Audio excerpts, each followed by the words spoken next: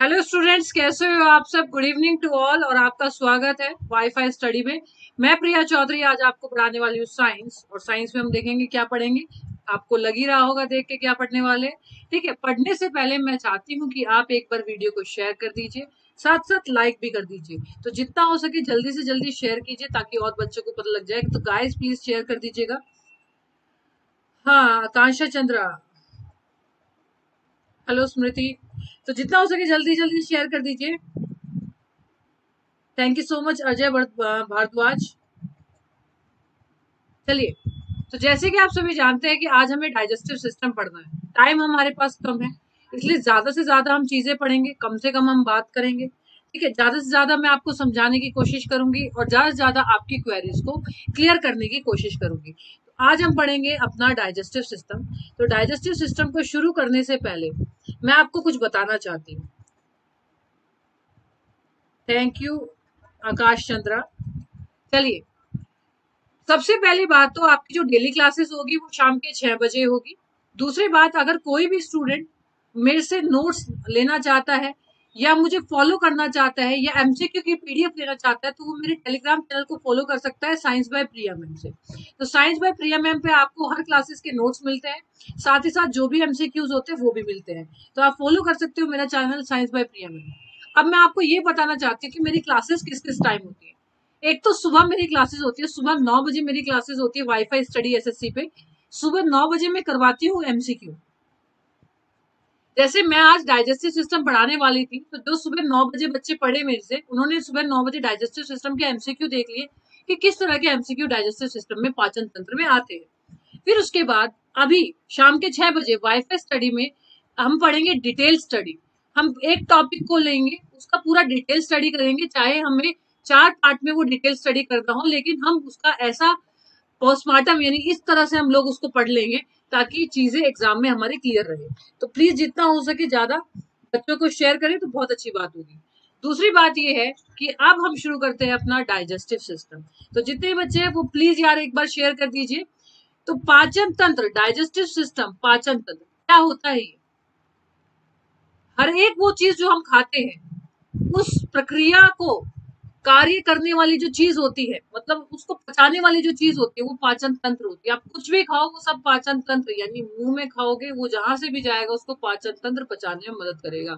ठीक है, इसको बोलते हैं हम डाइजेस्टिव सिस्टम। ठीक, तो आपको बता देती हूँ।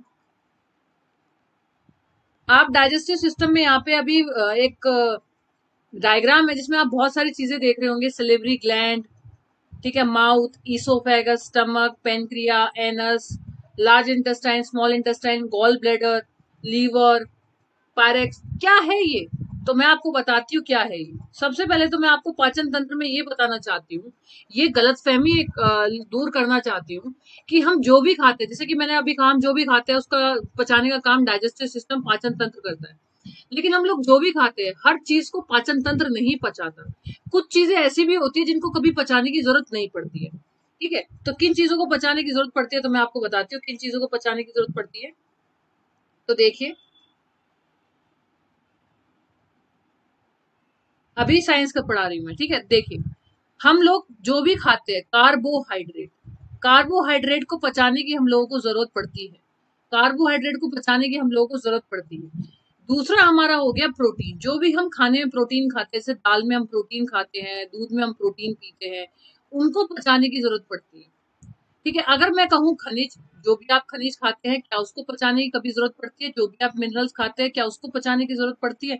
नहीं, हमें खनिज पचाने की जरूरत नहीं पड़ती। क्यों? क्योंकि कार्बोहाइड्रेट, प्रोटीन ये बड़े बड़े फॉर्म में पाए जाते हैं, जिसकी वजह से इनको पचाने की जरूरत पड़ती है। और मिनरल्स जो होते हैं वो छोटी छोटी फॉर्म में पाए जाते हैं, जिससे इसको पचाने की हम लोगों को कभी जरूरत नहीं पड़ती। तो खनिज का पाचन कभी नहीं किया जाता शरीर के द्वारा। चलिए, अब दूसरा, क्या हमें विटामिन को पचाने की जरूरत पड़ती है?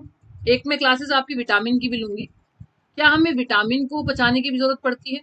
नहीं, क्योंकि वो भी बहुत छोटी छोटी फॉर्म में पाया जाता है और उसको हमें पचाने की जरूरत नहीं पड़ती। ये जरूरी पोषण है हमारे शरीर का, पर इसे पचाने की जरूरत नहीं पड़ती। अब अगला आता है, क्या वसा को पचाने की जरूरत पड़ती है? बिल्कुल पड़ती है, कि वसा बड़े बड़े मॉलिक्यूल्स में, बड़े बड़े अणुओं में पाया जाता है, जिसकी वजह से हमें इसे पचाने की जरूरत पड़ती है। और आपको मैंने एमसीक्यूज में इसके क्वेश्चन भी करवाए हैं, ठीक है। दूसरी, Yogesh thank you so much. हाँ, ज्योग्राफी कब होगी? अभी पहले साइंस पढ़ लो ना आप। देखो, फिर आता है पानी। क्या पानी को पचाने की जरूरत पड़ती है? क्या जल को पचाने की जरूरत पड़ती है? जी नहीं, जल को बचाने की कभी जरूरत नहीं पड़ती। तो अगर देखा जाए तो हमारे शरीर में डाइजेशन किन चीजों का हो रहा है, पाचन किन चीजों का हो रहा है। जो बच्चे अगर थोड़े बहुत लेट हो गए तो भी कोई दिक्कत नहीं है। किन चीजों का पाचन हो रहा है? तो अगर आप देखो तो हम कार्बोहाइड्रेट का पाचन कर रहे हैं, हम लोग प्रोटीन का पाचन कर रहे हैं, हम लोग फैट का पाचन कर रहे हैं। यानी अगर देखें पूरा पाचन तंत्र इन 3 चीजों पे निर्भर है, कार्बोहाइड्रेट, प्रोटीन, फैट। तो इसको कैसे कैसे पचाएंगे ये हमें देखना है। तो देखिए, अब सबसे पहले आपका पाचन तंत्र 2 हिस्सों में बढ़ जाता है। आपका पाचन तंत्र, अब मैं साथ साथ यहाँ पे क्वेश्चन भी पढ़ाती चली जाऊंगी। आपका पाचन तंत्र 2 हिस्सों में बढ़ जाता है। आपका डाइजेस्टिव सिस्टम, आपका डाइजेस्टिव सिस्टम 2 हिस्सों में बढ़ जाता है। और ये 2 हिस्सों में कैसे बढ़ता है तो जरा देखिए। एक वो जो हमें खाना खाने में मदद करता है, एक वो जो हमें खाना खाने में मदद करता है, और दूसरा वो जो खाना पचाने में मदद करता है। यानी अंगों में जाता है खाना और पचाने के लिए कोई और मदद करता है। तो जरा देखिए,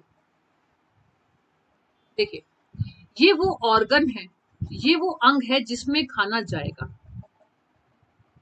ये वो ऑर्गन है, ये वो अंग है जिसमें खाना जाएगा। ठीक है, तो इसे ऑर्गन को, अंग को मैं थोड़ा सा इधर लिख देती हूँ क्योंकि वो दिखाई नहीं देगा। ये वो अंग है जिसमें खाना जाता है। ठीक है, तो वो कौन सा अंग है जिसमें खाना जाता है जरा देख लेते हैं। देखिए अंग, आप बताइए, आप सबसे पहले खाना लेते हो हाथ में तो सीधा कहाँ जाता है? मुंह में जाता है ना। तो सबसे पहले खाना कहाँ जाता है? मुंह में जाता है। तो सीधी सी बात है, ऑर्गन में खाना जाता है, अंग में खाना जाता है। लेकिन एक ऐसी चीज होती है जो खाना पचाने में मदद होती है। एक में जाता है, एक पचाने में मदद करती है। ठीक है, तो उसे बोलते हैं ग्लैंड, ग्लैंड्स, ग्रंथि। उसे क्या बोलते हैं? ग्रंथि। ग्रंथि वो होती है जो खाना डाइजेशन में क्या करती है? ये हेल्प करती है। ये खाना पचाने में ये हेल्प करती है, पाचन में, ये पाचन में हेल्प करती है। अच्छा, आप में से कितने ऐसे स्टूडेंट्स हैं जिनको ये नहीं पता कि ग्लैंड्स, ग्रंथि क्या होती है? Digestive glands. Rupa Kumari, new student. Okay Rupa ma'am, Telegram पे क्यूज नहीं कराए के परिवार। अच्छा ये बताओ, सुबह थे ना आप? सुबह करवाई थी ना क्विज? अच्छा, क्या बात है प्रिंसी ओमार, बहुत अच्छे बेटा। ठीक है, अब ये बताइए कितने स्टूडेंट्स ऐसे जिन लोगों को ये नहीं पता कि ग्लैंड्स क्या होती है? What is glands? बताइए। देखिए मैं बताती हूँ ग्लैंड्स क्या होती है। ग्लैंड्स 2 तरह की होती है। सबसे बड़ी बात ध्यान रखिए, आपसे अगर कोई पूछे, अगर आपसे क्वेश्चन आता है कि कौन सी इसमें से ग्लैंड्स है या कौन सी इसमें से ग्रंथि है, कौन सी नहीं है, तो ग्लैंड्स जो होती है वो 2 तरह की होती है। देखिए, एक होती है एक्सोक्राइन, एक्सोक्राइन, मेरे हिसाब से शायद जो मैं लिख रही हूँ वो दिखाई दे रहा होगा अच्छे से। एक होती है एक्सोक्राइन ग्लैंड। ठीक है, ये मैं क्यों करवा रही हूँ? मैं इसलिए करवा रही हूँ कि जब मैं बोलूंगी मुंह में जो ग्रंथि होती है वो सलेवरी ग्लैंड होती है, लारिया ग्रंथि होती है, आप मेरी तरफ को देखोगे मैम पता नहीं क्या बता रही है। ठीक है, तो एक्सोक्राइन ग्लैंड, तो इसे बोलेंगे हम बाही स्रावी ग्रंथि। हिंदी में इसको बोलते हैं बाही स्रावी ग्रंथि। क्या बोलते हैं? बाही स्रावी ग्रंथि, बाही स्रावी ग्रंथि। ठीक है, बाही स्रावी ग्रंथि। और एक होती है अंत स्रावी ग्रंथि, एक होती है अंत स्रावी ग्रंथि। दोनों में क्या फर्क है जरा एक बार बोल के देखिए। एक है अंत, एक है बाही। एंडोक्राइन, बाही का मतलब बहाना, एक्सो मतलब बाहर निकालना, एंडो मतलब अंदर बनाना। बच्चों जो एक्सोक्राइन ग्लैंड होती है, जो एक्सोक्राइन ग्रंथि होती है, क्या बात है? ठीक है, हाँ, you can Kaushal, you can prepare for general science. जो एक्सोक्राइन ग्लैंड होती है बच्चों, वो बनाती है एंजाइम, वो बनाती है एंजाइम, और वो बनाती है हार्मोन। देखिए बच्चों, सभी स्टूडेंट, सभी गाइस, एक बात ध्यान से सुनिए। अगर मैं यहाँ पे प्रिंटेड फॉर्म में आप लोगों को लिख के दे दूं तो आप जैसे किताबों में पढ़ते हो वैसे ही पढ़ते ना। अभी मैं आपको बिल्कुल नोट्स की फॉर्म में समझा रही हूँ, नोट डाउन करवा रही हूँ एक एक चीजें। तो अगर आप कॉपी पेन साथ में उठा सकते हो तो साथ में उठा लीजिए। ठीक है, एक्सोक्राइन ग्लैंड एंजाइम और जूस बनाती है, ये हार्मोन नहीं बनाती, एंजाइम और जूस बनाती है। क्या बनाती है? एंजाइम और जूस। ये बनाती है एंजाइम और जूस। ठीक है, रस, एंजाइम और रस बनाती है, जैसे पितरस सुना है ना, पितरस बाइल जूस, ये वही है। और जो एंडोक्राइन ग्लैंड होती है वो हार्मोन बनाती है, वो क्या बनाती है, वो हार्मोन बनाती है। अब सबसे बड़ी बात है, कोई काम लव, लेट नहीं हुए, टेंशन मत लो, इंग्लिश से बोलो, ठीक है, Chinna Kamala, maybe you are from south, ठीक है। तो the glands are two types, exocrine and endocrine. One exocrine gland are ducted gland, बिल्कुल बिल्कुल, ठीक है। एक में एंजाइम निकलता है, one release enzyme and juice also, and another release hormone. Endocrine जो है वो हार्मोन निकालती है, ठीक है। क्या इतनी बात समझ में आई? दोबारा से बताती हूँ, टाइम बहुत कम है, आधे घंटे की क्लासेस है, कॉन्सेप्ट बहुत अच्छे से करवाना है, बिल्कुल यहाँ यहाँ यहाँ पे घुसाना है, ठीक है। तो पाचन तंत्र, डाइजेस्टिव सिस्टम में एक होता है अंग, एक होती है ग्लैंड। अंग वो होता है जिसमें खाना जाता है, ऑर्गन वो होता है जिसमें खाना जाता है, ठीक है, फूड जाता है। ग्लैंड वो होती है जो खाना पचाने में मदद करती है। अब आपको बताते हैं कि ग्लैंड टू टाइप की होती है, बल्कि एक ग्लैंड का चैप्टर भी करवाऊंगी मैं। एक होती है एक्सो, एक होती है एंडो, एक होती है अंतस्त्रावी, एक होती है बाह्यस्त्रावी, ठीक है। अब जो बाह्यस्त्रावी ग्रंथि होती है, जो एक्सो होती है, एक्सो मतलब बाहर निकालना, वो एंजाइम निकालती है, जूस निकालती है। और जो एंडोक्राइन ग्लैंड होती है, अंतस्त्रावी ग्रंथि होती है, वो हार्मोन बाहर निकालती है। अब हमारे दिमाग में एक सोचने वाली बात ये है, हमारे दिमाग में एक सोचने वाली बात ये है कि डाइजेस्टिव सिस्टम में, पाचन तंत्र में तो कभी आपने हार्मोन के बारे में पढ़ा ही नहीं होगा। तो इसका मतलब पाचन तंत्र में हमें एंडोक्राइन ग्लैंड की जरूरत नहीं है, अंतस्रावी ग्रंथि की जरूरत नहीं है।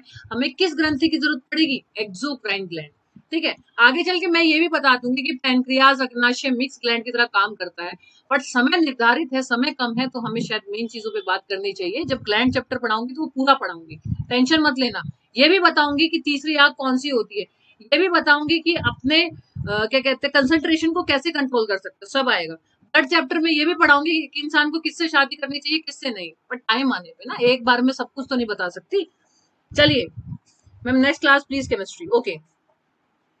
तो अब हम पढ़ेंगे एक्सोक्राइन, क्योंकि हमें खाना पचाने के लिए एंजाइम और जूस की जरूरत पड़ेगी। और आपको एक चीज बता देती हूँ कि आपके एग्जाम में जरूर पूछा जाता है कि जूस कौन निकालते हैं, और क्या कहते हैं, जूस कौन निकालता है और एंजाइम कौन निकालता है। देखिए, सबसे पहली बात, जरा ध्यान से पढ़ेगा बच्चे, एक होता है ऑर्गन, अंग, अभी बताया ना, और एक होता है ग्लैंड। तो ग्लैंड कौन सी? Exocrine gland. एक्सोक्राइन ग्लैंड वो ग्लैंड होती है जो हार्मोन को निकालती है, इसको बोलते हैं बाह्यस्रावी ग्रंथि, ठीक है। अब आगे बढ़ जाते हैं, लिखना तो पड़ेगा ना, क्योंकि आपको ये नोट्स भी मिलेंगे। चलिए, अब दूसरी बात, okay you got it, okay, जितना हो सके प्लीज शेयर कर दीजिए। सेरिबेलम का खेल है Nishant, cerebellum is the another thing Nishant, आपने सुबह क्लासेस में पढ़ा हुआ है। एसएससी सीएचएसएल लूंगी, बाकी सब्जेक्ट क्लास, पहले ये तो पढ़ लूं। चलो ये हो गया। अच्छा बेटा, सबसे पहले खाना अगर मुंह में जाएगा, माउथ में जाएगा, तो माउथ के मुंह के दो हिस्से होते हैं।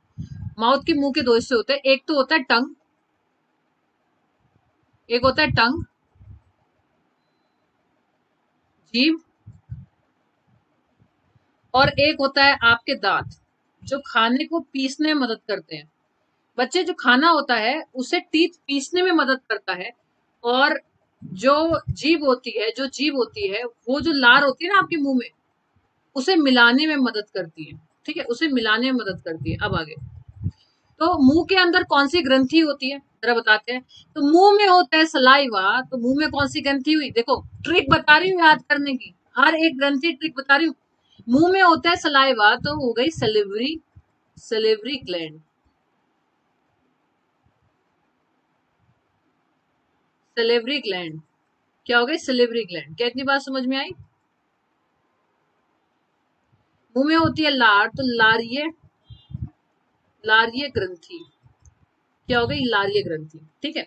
अब आपको एक चीज बताती हूँ, एग्जाम का सबसे पहला क्वेश्चन, इंसान के शरीर में डाइजेशन, पाचन कहाँ से शुरू होता है? तो पाचन की शुरुआत, पाचन, पाचन डाइजेशन स्टार्ट्स फ्रॉम हियर। पाचन की शुरुआत मुंह से होती है, पाचन की शुरुआत, पाचन का आरंभ मुंह से होता है, ठीक है। अब माउथ हो गया, अब माउथ के बाद कौन सा आ गया भाई? अब माउथ के बाद ये जो लंबी सी है, ये माउथ के बाद आ गया आपका फूड पाइप, आपका आ गया फूड पाइप। फूड पाइप को बोलते हैं हम आहार नाल, फूड पाइप को बोलते हैं हम आहार नाल। तो ये आहार नाल क्या होती है, ये फूड पाइप क्या होता है, तो मैं आपको बताती हूँ ये आहार नाल क्या होता है। ये आहार नाल मुंह से पेट तक खाना ले जाने में मदद करती है। ये आहार नाल मुंह से पेट तक खाना ले जाने में मदद करती है। अभी मैं सिर्फ चीजों के बारे में बता रही हूँ और ये बहुत जरूरी है, ठीक है। मुख से, बिल्कुल सही, मुख से, ठीक है। तो ये खाने को पास करती है, ठीक है। क्या इसके अंदर कोई ग्रंथि होती है, क्या इसके अंदर कोई ग्रंथि होती है? नहीं। आपसे पूछे फूड पाइप के आहार नाल या आहार नलिया, इसको ईसोफेगस भी बोलते हैं, इसको ईसोफेगस भी बोलते हैं। क्या इस ईसोफेगस के अंदर कोई ग्रंथि होती है? नहीं, इस ईसोफेगस के अंदर कोई भी ग्रंथि नहीं होती। ये क्या काम करते हैं? पेट के अंदर ले जाते हैं। तो आ जाओ जी पेट तक। तो पेट ये हो गया जी पेट, तो बोलते हैं हम स्टमक। तो स्टमक का हिंदी हो गया अमाशय, अमाशय, ठीक है। और ये ऐसे करके फूड पाइप, ये किसी भी इंसान का मुंह, ठीक है। तो इतनी बात समझ में आई? क्लियर है? मेरे हिसाब से क्लियर होगी सभी को।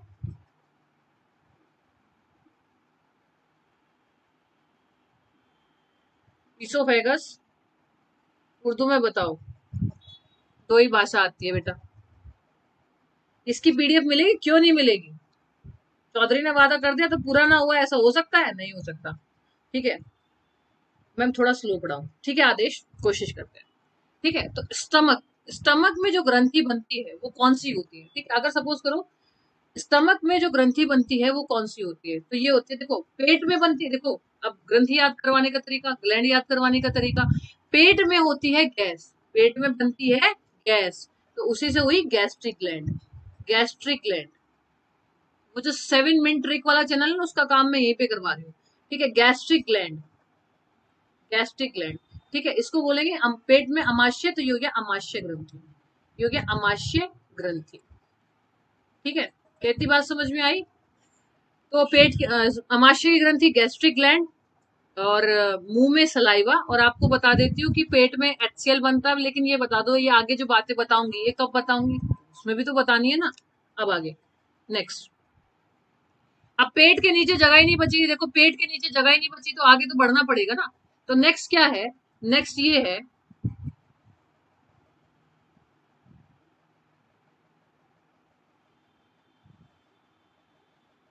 नेक्स्ट ये है कि ये अब जो पेट है, पेट से सीधा अटैच होगा आपका स्मॉल इंटेस्टाइन।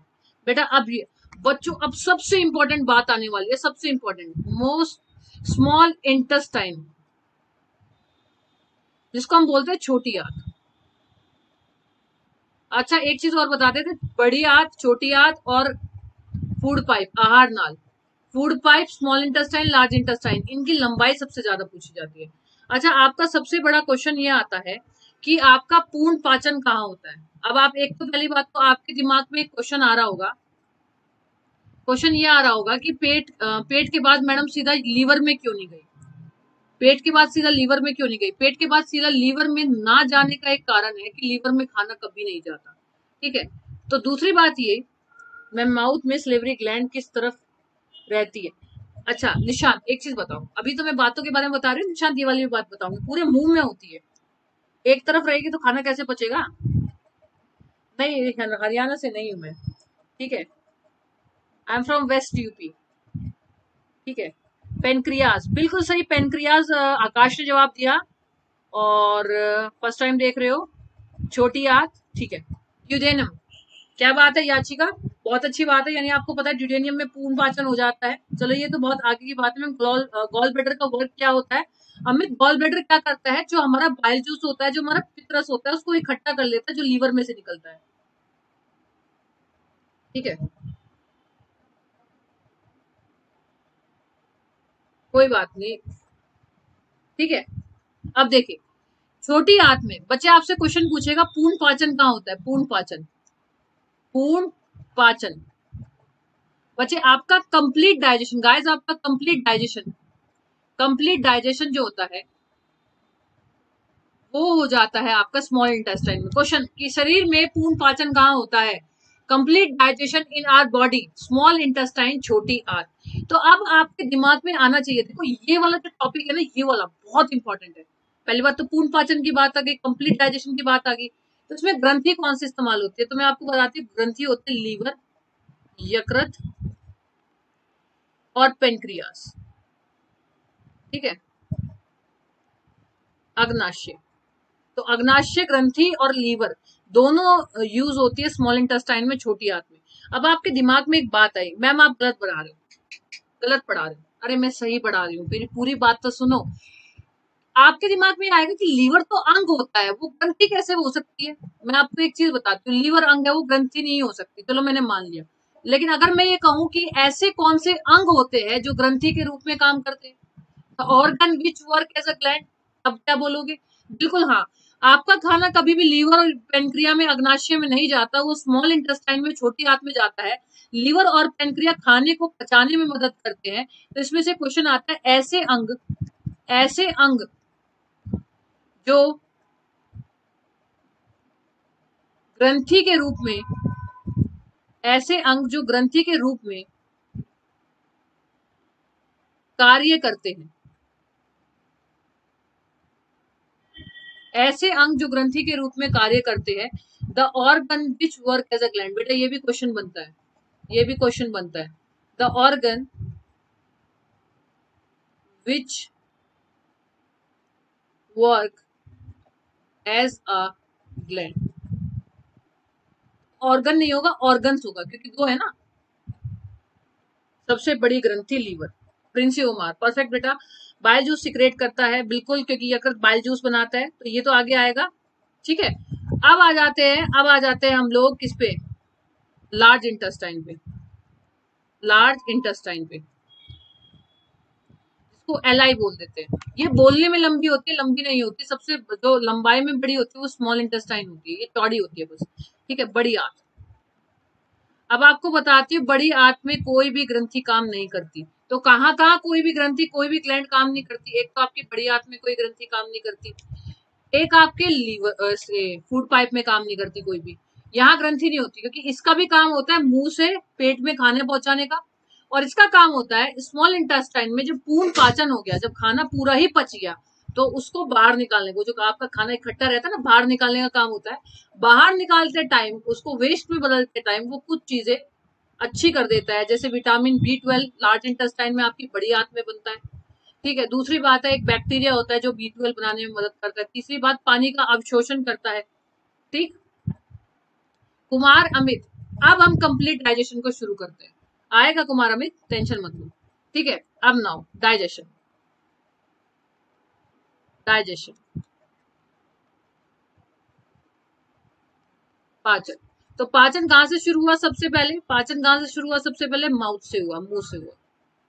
माउथ के दो हिस्से होते हैं, तो उसमें सबसे पहले हिस्से की बात करते हैं हम, टंग, जीभ की। जो आपकी जीभ होती है वो तरह तरह के स्वाद लेती है, जो आपकी जीभ होती है वो तरह तरह के स्वाद लेती है, उस स्वाद के बारे में मैं बताऊंगी। टंग जो है बच्चों, वो एक सेंसरी ऑर्गन है। टंग एक सेंसरी ऑर्गन है, वो तरह तरह के स्वाद लेती है। यहाँ पे वो स्वाद लेती है मीठे का, स्वीट का। यहाँ पे स्वाद लेती है नमकीन का। ठीक है, मैं करूं, कंजन होता है दोनों इंटेस्टाइन में और इसोफेगस में, बिल्कुल। और ये खट्टा, और पीछे वाला कड़वा। अभी तो नहीं, तो जीभ भी नहीं बची। और लहसुन प्याज का जो टेस्ट होता है वो पीछे लिया जाता है।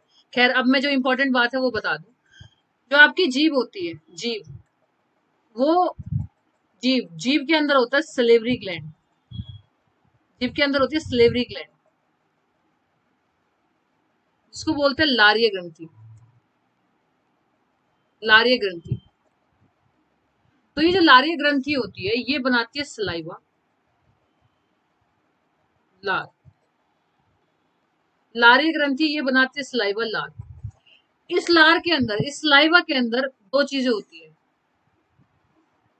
इस सलाइवा के अंदर एक तो पानी होता है, भाई ये गिलगिला क्या होता है, ये गिलगिला होता है पानी, जल। और एक होता है एंजाइम।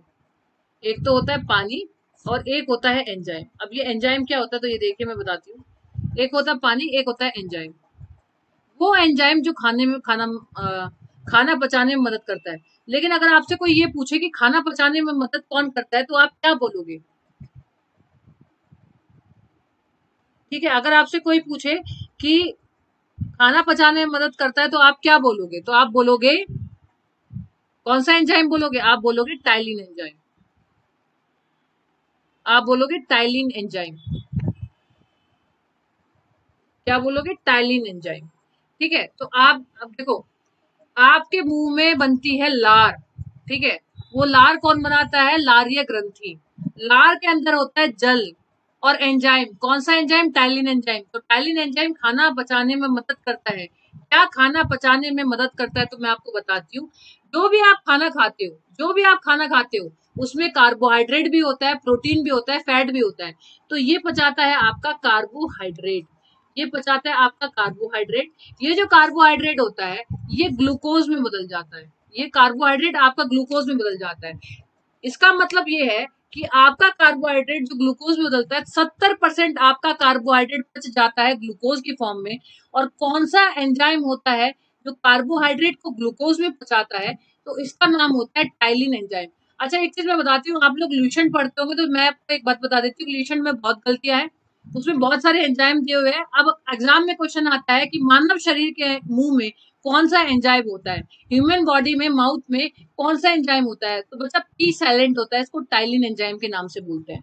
ठीक है, रेलवे वाले क्लास देख सकते हैं। अरे बायो साइंस सबके लिए सेम है, किसने बांटा? जैसे हर धर्म सेम है ना, साइंस सबके लिए सेम है, ये याद रखना।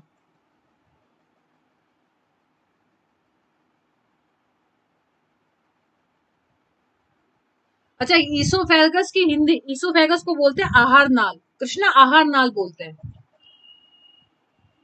ठीक है, बोलने में सहायक, वो तो लारेक्स होता है, टाइलिन। ठीक है, बिल्कुल। कहती बात समझ में आई? चलिए, तो मैंने आपको बता दिया कि ये टाइलिन एंजाइम हो गया, स्लेवरी ग्लैंड हो गया, लारिया ग्रंथि हो गया। अब बढ़ते हैं आगे। ठीक है, अब बढ़ते हैं आगे। अब होता है आपका टीथ। सेकंड पार्ट हो गया आपका दांत। तो कोई मुझे बताएगा किसके मुंह में कितने दांत होते हैं? हो सकता है भाई किसी के 28 हो, किसी के 29 हो, किसी के 30 हो। किसी भी इंसान के अंदर टोटल दांत जो होते हैं, टोटल दांत, टोटल टीथ जो होते हैं, पूर्ण दांत जो होते हैं, वो होता है 32। लेकिन हर किसी के अंदर नहीं होते, जैसे मेरे अंदर 32 नहीं है।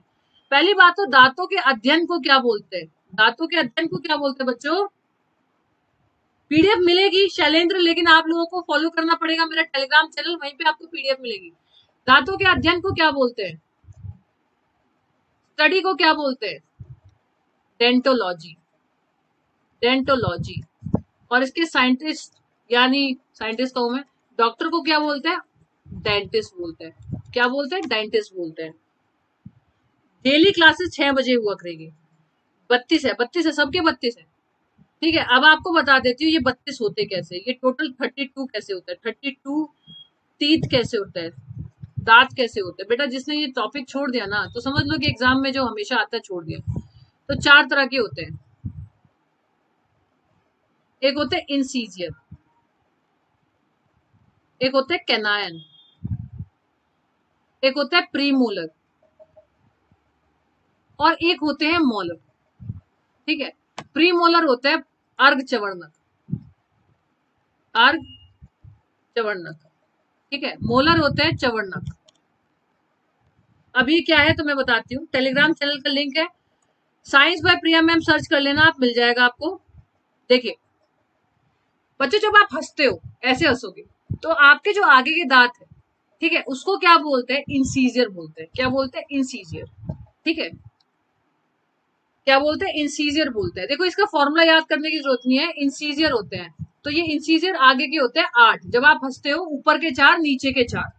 कैनायन होते हैं किले दांत जो होते हैं ना, किले दांत, ये इधर के, ये जो कई बार आप कुत्ते में भी देखते हो, जानवरों में देखते हो, जानवरों में स्पेशली ये फाड़ने के लिए होते हैं। या जो मांसाहारी होते हैं वो इसका सबसे ज्यादा इस्तेमाल करते हैं। या जिन लोगों ने खेतों में गन्ना खाया है, गन्ने को भी फाड़ा जाता है, तो ये कैनाइन दांत फाड़ने के लिए इस्तेमाल होता है। ये होते हैं 4, इसको बोलते हैं किल्ले दांत, जो ड्रैगन के होते हैं। ठीक है, जैसे कुछ बच्चे होंगे आज भी। मैं आपकी वॉइस बहुत अच्छी है, थैंक यू सो मच। ठीक है, गुंजन म्यान एकेडमी पे हूँ प्रिया चौधरी के नाम से, और मेरा कल मैं आपको बता दूंगी कि मेरा कब स्पेशल क्लासेस शुरू होने वाली है। प्री मोलर जो होता है वो क्या होता है, अर्ध चवर्णक जो होता है क्या होता है, ये जो बीच की छोटी छोटी दाढ़ होती है ना, ये इसको अर्ध चवर्णक बोलते हैं। क्या बोलते हैं इसको? अर्ध चवर्णक बोलते हैं। ये 8 होती है। ये कितनी होती है? 8, 2 2 2 2, कितनी होती है? 8। मोलर चवर्णक जो होती है वो कितनी होती है? मोलर होते हैं 12। कितने होते हैं? 12। अब आपको एक बात यहाँ पे एक बहुत अच्छा तथ्य बताने वाली हूँ। मेरे दांत 28 है, किसी के 29 है, किसी के 30 है। अब एक बच्चे ने बोला मैम मेरे तो 25 ही, बताओ मैं क्या करूं? तो मैं आपको बताती हूँ। ठीक है, अब देखो, मोलर चवर्णक 12 कैसे, तो मैं आपको बताती हूँ। एक 8 तो होते हैं आपके दांत, प्लस आपके होते हैं विजडम टीथ, 4 आपके होते हैं विजडम टीथ। अब ये मैडम विजडम टीथ क्या है? अक्कल दाढ़। अक्कल दाढ़ आप सभी को पता है, अक्कल दाढ़ का मतलब होता है अकल आ जाना। नहीं, अक्ल दाढ़ का मतलब होता है 20 साल के बाद जब बच्चा मेच्योर हो जाए, एडल्ट हो जाए, तब ये दाढ़ निकलती है। लेकिन ये हर किसी की निकलती है। अक्ल दाढ़ का मतलब ये नहीं होता कि अकल आ जाएगी। ठीक है, अक्ल दाढ़ का मतलब होता है एक सही उम्र में ये दाढ़ निकलती है, लेकिन ये दाढ़ हर किसी में नहीं निकलती। अब जिसमें ये दाढ़ नहीं निकलती उसके रह जाते हैं 28, और जिसकी ये दाढ़ निकल जाती है उसके कितने हो जाते हैं? 32। ठीक है, अब एक क्वेश्चन ऐसा होता है, अब एक क्वेश्चन आता है कि बच्चों में कितने दांत होते हैं, या एक क्वेश्चन आता है आपके दूध के दांत कितने होते हैं। ठीक है, आपके दूध के दांत कितने होते हैं? जितने बच्चों में होते हैं उतने ही आपके दूध के दांत होते हैं। यानी आपके दूध के दांत जो थे, दूध के दांत वो कितने थे? मिल्क टीथ कितने थे बताइए? मिल्क टीथ कितने थे? नहीं, मुझे अक्ल दाढ़ नहीं आई है। ठीक है, मिल्क टीथ कितने होते? तो मैं आपको बता देती हूँ, आपको शॉर्ट में बताती हूँ, बिल्कुल ध्यान से देखना। ठीक है, इंसीजियर, कैनाइन, प्रीमोलर और मोलर। ठीक है, तो बच्चों के इंसीजियर, ये जो आगे के हंसते हैं बच्चों के, सबसे पहले यही दांत निकलते हैं, ये होते हैं 8। किल्ले, उसके बाद किल्ले निकलते हैं, किल्ले होते हैं 4। बच्चों के प्री मोलर नहीं होते। कभी भी देखना कोई छोटा बच्चा हंसेगा तो उसके बीच में ये दांत खाली होंगे। ठीक है, और मोलर जो होते हैं, मोलर होते हैं उसके 8। तो इसलिए 8 और 4 12, और 8 इजिकल टू 20।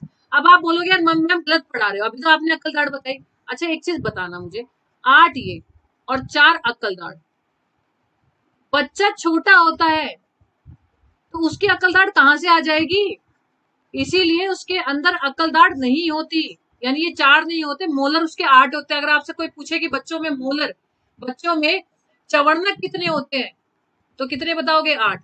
देखिए, आज का सेशन जो था वो इतना ही था, बल्कि 5 मिनट एक्स्ट्रा हो गई है, तो इसके लिए मैं क्षमा चाहूंगी। कल अगर आपको वाकई में मुझसे पढ़ना है और इसी तरह से पढ़ना है तो कल आपसे मिलती हूँ मैं 6 बजे। जिन बच्चों को पीडीएफ चाहिए वो मेरे टेलीग्राम ग्रुप पे जो नीचे लिंक दिया है उस पे जाके पीडीएफ ले सकते हैं। और साथ ही डाइजेस्टिव सिस्टम की मैंने सुबह वाईफाई स्टडी के एसएससी चैनल पे क्या करवाई थी, एमसीक्यू करवाए थे, तो जाके एमसीक्यू भी देख लीजिएगा।